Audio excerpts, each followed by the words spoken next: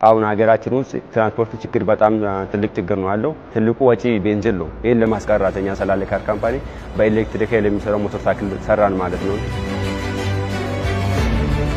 የተለያዩ ሞዴሎች አሉ። እነዚህ ሞተር ሳይክሎች በኤሌክትሪክ እና በፔዳል የሚሰሩ አሉ።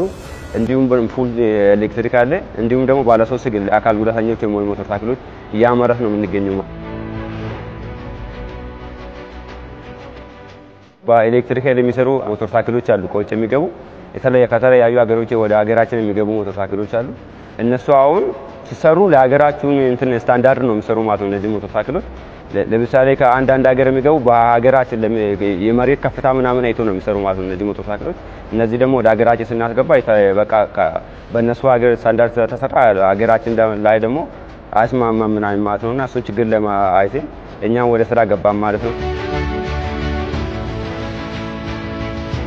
እኛ የምናመርተው ሞተር ሳይክሎች ከውጭ የሚገባው ለየት የሚያደርገው አንደኛ በሀገራችን ተስማሚ ሆነው የተሰሩ ሞተር ሳይክሎች ናቸው። ሁለተኛ ደግሞ የሀገራችን ምርት ናቸው።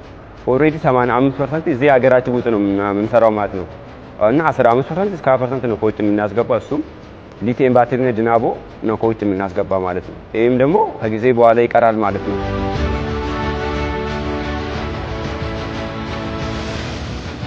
ከውጭ የሚገባው ጋር እንትን ስንል እኛ የምናመርት ሞተር ሳይክሎች አንደኛ ከውጭ የሚገቡ ለሀገራችን ተስማሚ አይደሉም።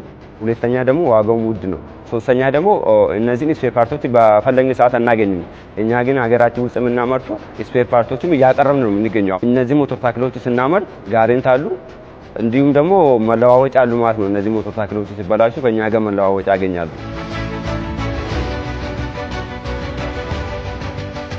ከውጭ የሚገቡ ሞተር ሳይክሎች ዝቅተኛ የተባለ እስከ 42000 ብር ነው የሚሸጡ በኤሌክትሪክ ኃይል የሚሰሩ ሞተር ሳይክሎች። ግን እኛ ጋር ዝቅተኛ የተባለ ከ25000 ብር ጀምሮ እስከ 32000 ብር አለ። ከፍተኛ የተባለ ደግሞ እስከ 280000 ብር ይዳል ማለት ነው እነሱ። ግን እኛ ከፍተኛ የተባለ 195000 ብር ነው። በሞዴላችሁ እየጨመረ እየቀነሰ ይሄዳል። ኦሬዲ ከውጭ የሚገባው ከኛ ይጥፍ ነው ማለት ነው። እኛ ደግሞ የሀገራችን ምርት ስለሆነ በሀገራችን እቃም ስለምንሰራ የሀገራችን ችግር ለመፍታት ነው እንጂ ትርፍ ላይ እንትን አላለም ማለት ነው። ትንሽ የፋይናንስ ችግር ስላጋጠመን ነው ያዛረግን እንጂ ኦሬዲ ተሞክሮ ተፈትሾ ምናምን ወደ ገበያ ገቡ ናቸው ማለት ነው። ተመሰግናለሁ።